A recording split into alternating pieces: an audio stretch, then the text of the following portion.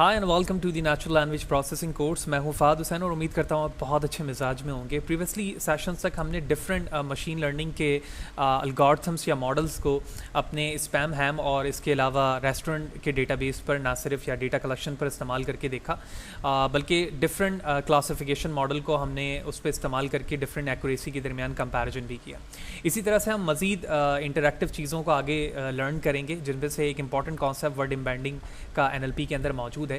तो ना सिर्फ इस सेशन पे हम वर्ड एम्बेडिंग को जानेंगे, बल्कि साथ ही साथ इस वर्ड एम्बेडिंग को यूज़ करने के लिए वर्ड टू वेक्ट का इस्तेमाल किस तरह से किया जाता है, ये क्या है, और दो किस तरह के आर्किटेक्चर हमारे पास मौजूद हैं। इन तमाम चीज़ों को ना सिर्फ थ्योरेटिकली बल्कि हम प्रैक्टिकल इंप्लीमेंट भी करेंगे। लिहाजा वीडियो को फर्दर स्टार्ट करने से पहले बताते चलूँ कि इससे रिलेटेड प्रीवियसली जितने वीडियो हैं वो मेरे यूट्यूब चैनल फ़ाद हुसैन CS पर मौजूद हैं। आप फ़ाद हुसैन CS से सर्च करके मेरे यूट्यूब चैनल फ़ाद हुसैन पर आ सकते हो। उस पर क्लिक करने के बाद आप इसके प्लेलिस्ट पर जाओगे और तमाम वीडियोज़ जो कि डिफरेंट डिसिप्लिन्स की हैं विद ईज़ आप यहाँ पर आकर उन तमाम को आप वॉच कर सकते हैं। इसके अलावा जो भी कंटेंट होता है या प्रेजेंटेशन स्लाइड या कोड जो मैं अभी अपने मल्टीपल सेशंस पर परफॉर्म कर रहा होता हूँ, वो तमाम मेरे ब्लॉग पर मौजूद है। आप फ़ाद हुसैन CS से गूगल पर सर्च करके मेरे ब्लॉग फ़ाद हुसैन CS blogspot.com पर आओगे और यहाँ से वो तमाम चीज़ें फ्रीली डाउनलोड करके आप अपनी मशीन पर इसे यूज़ कर सकते हैं। लिहाजा अगर आप मेरे यूट्यूब चैनल पर नए और चैनल को सब्सक्राइब नहीं किया तो चैनल को ज़रूर सब्सक्राइब करें, ताकि अपकमिंग वीडियोज़ के हवाले से आपको बर वक्त जानकारी मिले और इसी तरह की चीज़ें बड़े आसानी के साथ आप सीख सकें।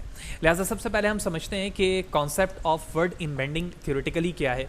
तो स्लाइड पे बताया जा रहा है कि the word embedding is a language modelling technique used for mapping word to vector of real numbers.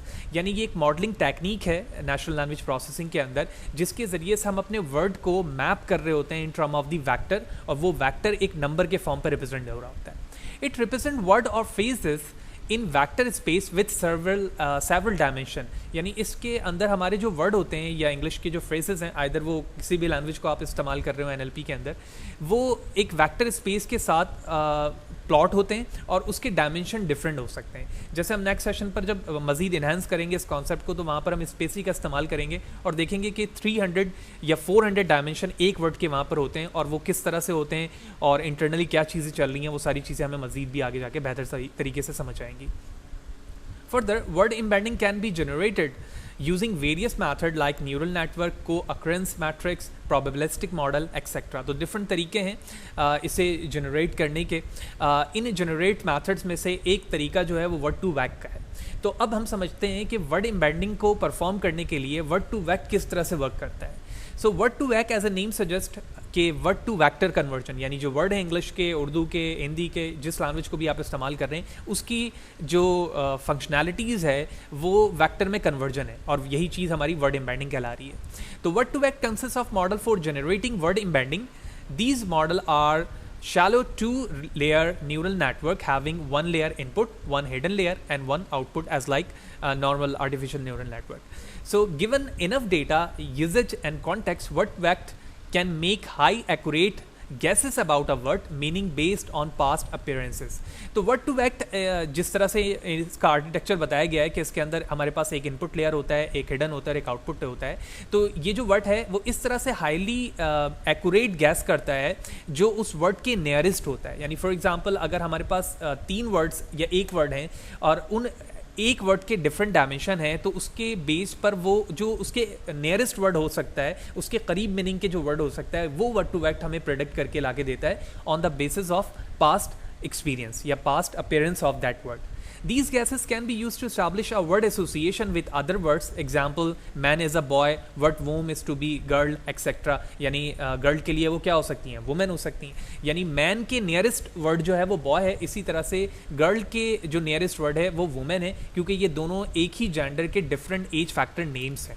ठीक है, तो इस तरह से वर्ड टू वेक्ट का कॉन्सेप्ट है, और जब डिफरेंट डायमेंशन आते हैं तो डिफरेंट वर्ड्स उसके साथ एसोसिएटेड होते हैं। यही वजह है वर्ड टू वेक्ट जो है वो एसोसिएशन रूल के साथ काम कर रहा होता है। अब इस वर्ड टू वेक्ट को इस्तेमाल करने के 2 बेसिक तरीके हैं या 2 आर्किटेक्चर हैं, जिसको हम सीबो या फिर स्किप ग्राम कहते हैं। सीबो which mean continuous bag of word, where is second जो अप्रोच है उसे हम स्किप ग्राम कहते हैं। तो सबसे पहले हम समझते हैं कि सीबो मैथड क्या है वर्ड टू वेक्ट का।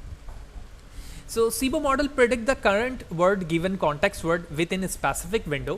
This input layer contain the context word and the output layer contain the current word. This hidden layer contain the number of the dimension in which we want to represent current word present at the output layer. यानी SIBO के अंदर हमारे पास एक 2 layer एक neural network है जिसके अंदर specific अभी जिसको स्पेसिफिक विंडो से रिप्रेजेंट किया गया है कि आप इनपुट पे कितने window as a input layer लगाना चाहते हैं। उसके बेस पर आपका एक हिडन लेयर होगा जो उन तमाम को सम करेगा, ठीक है, यानी प्रोबेबिलिस्टिक फॉर्म पर या कंटिन्यूस बैक ऑफ फॉर्म पर उन तमाम की प्रोबेबिलिटी देखेगा, प्रोजेक्शन करेगा और उसके बाद एक नया वर्ड प्रेडिक्ट करके हमें बताएगा कि इन तमाम के जो नियरेस्ट वर्ड आ रहा है एक, वो ये हो सकता है जिसको हम WT से रिप्रेजेंट कर रहे हैं। और इसी चीज़ को अभी ऊपर पैराग्राफ में भी बताया गया है कि the input layer contain the context word and the output layer contain the current word. जो करंट वर्ड है वो आउटपुट में कंटेन कर रहा है और जो कॉन्टेक्स्ट वर्ड्स हैं, जो कलेक्शंस हैं सिमिलर वर्ड के, वो हमारे इनपुट पे कर रहा है, जिसके बेस पर हमारा ये कंटिन्यूस बैक ऑफ वर्ड काम करता है। इसी तरह से इसी मेथड को अगर हम रिवर्स कर लें जिसके अंदर हमारे पास नंबर ऑफ इनपुट लेयर जो है वो डिफरेंट कॉन्टेक्स्ट वर्ड के थे, इसी चीज़ को रिवर्स करने से हमारे पास स्किप मेथड बनता है। तो स्किप मेथड क्या है? Predict the surrounding context word with in the specific window given current word. The input layer contain the current word and the output layer contain the context word. बिल्कुल उसका reverse हो गया, पहले हम context दे रहे थे और हमें करंट वर्ड का पता चल रहा था, अब हम उसको रिवर्स कर रहे हैं। The hidden layer contain the number of dimension in which we want to represent current word present at the input layer. तो ये हमारे पास इनपुट वर्ड है जो भी आपने दिया है और उसकी प्रोजेक्शन हुई हिडन लेयर से और उसकी बिहाफ पर कितने वर्ड उसके नियरेस्ट हो सकते हैं, ठीक है, अकॉर्डिंग टू द प्रोबेबिलिटी, वो वहाँ पर रिप्रेजेंट होकर हमें दिख रहे होते हैं। तो ये 2 मेथड्स थे वर्ड टू वैक के और इन दोनों को हम प्रैक्टिकली करेंगे तो और भी बेहतर तरीके से हमें बात समझ में आएगी कि एक्चुअली स्किप मेथड और इसी तरह वर्ड टू वैक का जो मेथड है जिसमें कंटिन्यूस वर्ड्स ऑफ वर्ड्स हैं, कंटिन्यूस बैक ऑफ वर्ड हैं, वो किस तरह से काम कर रहे होते हैं। अब जो प्रोबेबिलिटी है या जो सिमिलैरिटी है वर्ड्स की, उसे रिप्रेजेंट करने के लिए हम जिस टेक्निक को इस्तेमाल करते हैं या वर्ड टू वैक जिस टेक्निक को इस्तेमाल करता है वो कोसाइन सिमिलरिटीज़ है।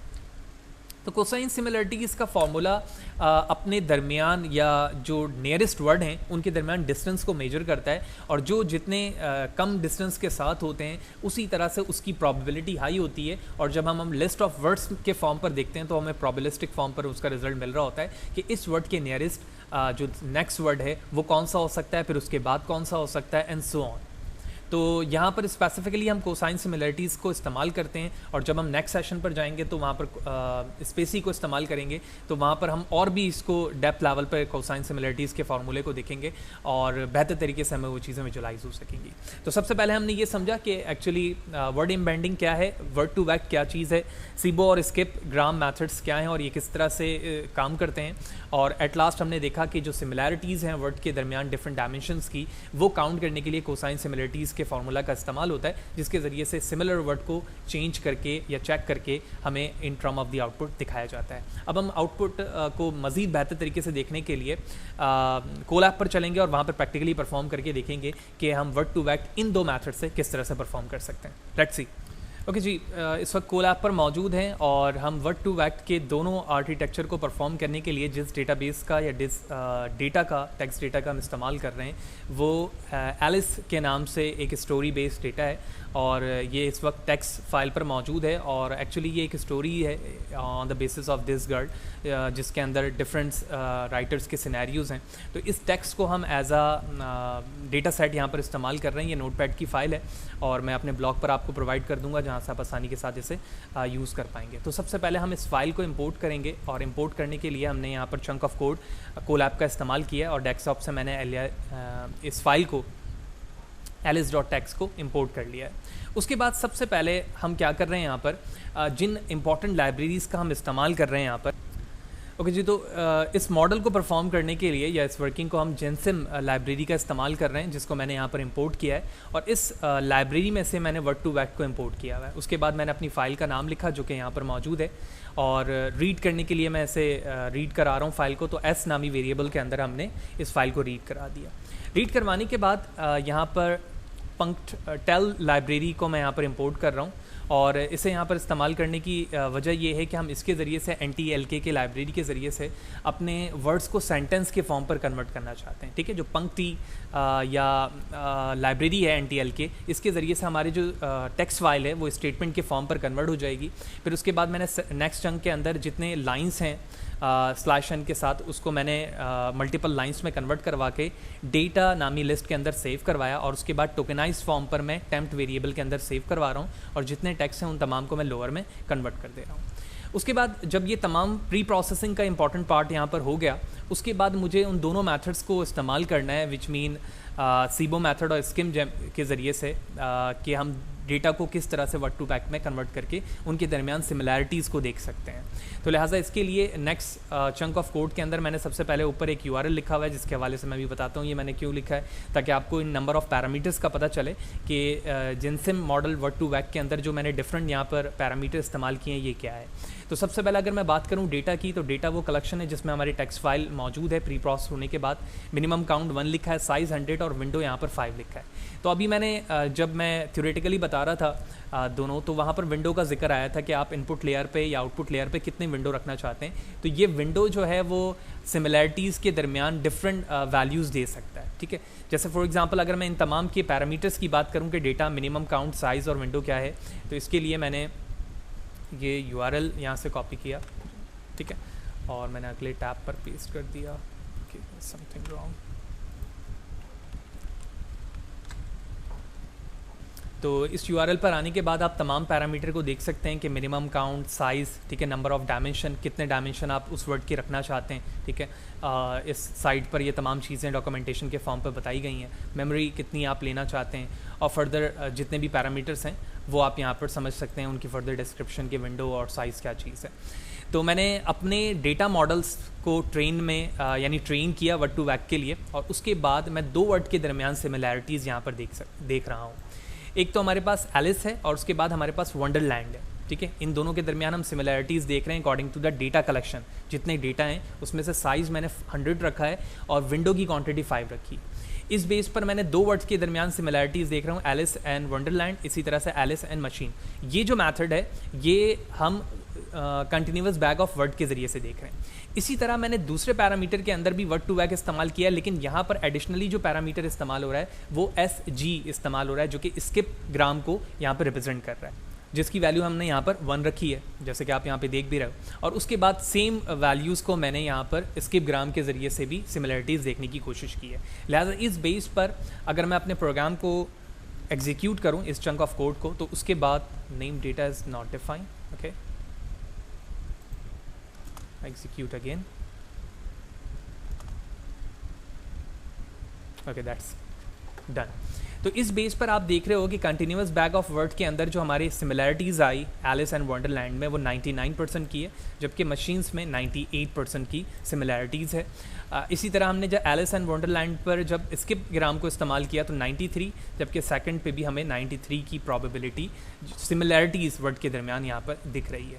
तो ये दो बेसिक तरीके थे जिसके ज़रिए से हमने ये देखा कि वर्ड टू बैक क्या है और वर्ड एम्बेडिंग को इस्तेमाल करने के लिए वर्ड टू बैक का कॉन्सेप्ट किस तरह से हमारे डेटा को वेक्टर में कन्वर्ट करता है, और डिफरेंट डायमेंशन जो हम रखना चाहते हैं वो रखकर हम वर्ड्स के दरमियान सिमिलैरिटीज़ को देख सकते हैं। और दोनों कंटिन्यूस बैक ऑफ वर्ड को भी देखा हमने और स्किप ग्राम मेथड को भी इस्तेमाल करते हुए यहाँ पर हमने एलिस डेटा सेट का या टेक्स्ट डेटा को इस्तेमाल करके सिमिलरिटीज़ काउंट की। तो बहुत बेसिक सी एग्जांपल थी। नेक्स्ट सेशन पे मैं कोशिश करूँगा कि जो वर्ड टू बैक का कॉन्सेप्ट है उसे मज़ीद इन्हेंस करूँ स्पेसी के साथ, जिसमें हम बिल्कुल बेसिक लाइब्रेरी स्पेसी को इस्तेमाल करते हुए बेसिक वर्ड के साथ एग्जांपल को देखेंगे कि वहाँ पर जो कोसाइन सिमिलरिटीज़ है वो किस तरह से इस्तेमाल होता है। दो वर्ड्स के दरमियान हम किस तरह से सिमिलरिटीज़ को देखकर स्पेसी के ज़रिए से आसानी से अपने डेटा की सिमिलरिटीज़ मालूम कर सकते हैं। तो होपफुली आपको बात क्लियर होगी। फिर भी कोई सवाल है, अगर कोई चीज़ समझ में नहीं आई है, कमेंट सेक्शन पर ज़रूर पूछो, कोशिश करूँगा बर वक्त आपको इस सवाल से जवाब दे सकूँ।